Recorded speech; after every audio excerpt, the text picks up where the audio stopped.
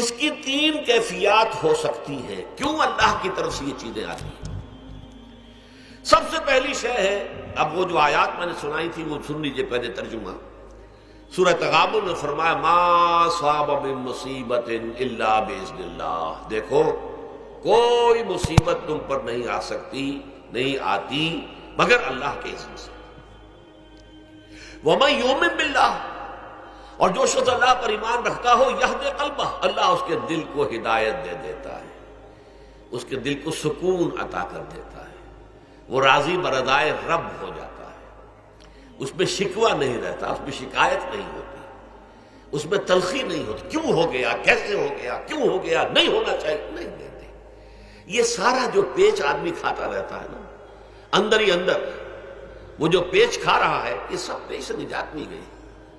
برو کشید سے پیچا کہ ہست بود مرا، چے اقدہا کے مقام رضا کشود مرا. یہ پیچ کھانا جو ہے، پیچا کے ہست بود، اس سے اللہ تعالیٰ نے مجھے نجات دے دی ہے مقام رضا کے ذریعے سے.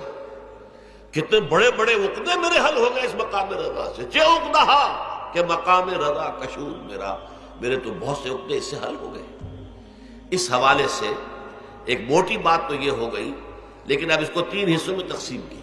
پہلی بات یہ کہ یہ اللہ کی طرف سے آزمائش کے طور پر آتی ہے.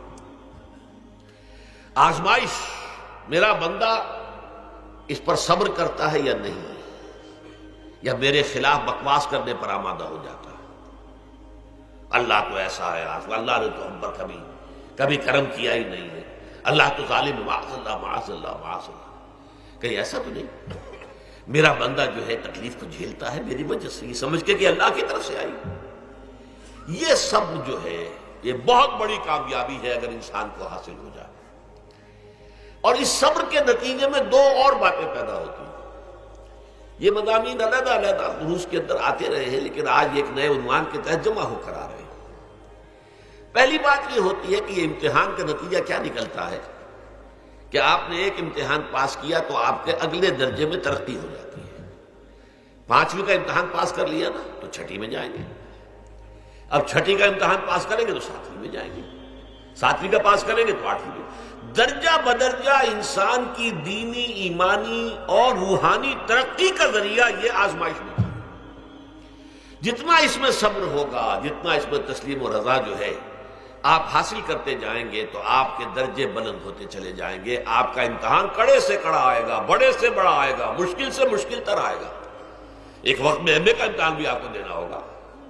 ایک وقت میں ہو سکتا ہے PhD کے لیے تھیسس آپ لکھیں، پھر اس کے اوپر جو ہے ٹیم بیٹھی ہوئی اور آپ سے وہ بحث کرے، جرا کرے آپ سے، وہ بھی کرنا ہوگا. لیکن یہ کہ اگر پرائمری ہی میں فیل ہو گئے تو اس کا سوال ہی پیدا نہیں ہوتا کہ کبھی آپ MA کا یا PhD کا تھیسس بھی لکھیں. اور اسی کو دوسرے انداز میں کہا گیا ہے قرآن مجید میں، وَلِيُبْلِيَ الْمُؤْمِنِينَ مِنْهُ بَلَاءً حَسَنًا. اصل میں ابلا کہتے ہیں، بلا یبلو جو ہے عربی زبان میں آتا ہے آزمانا.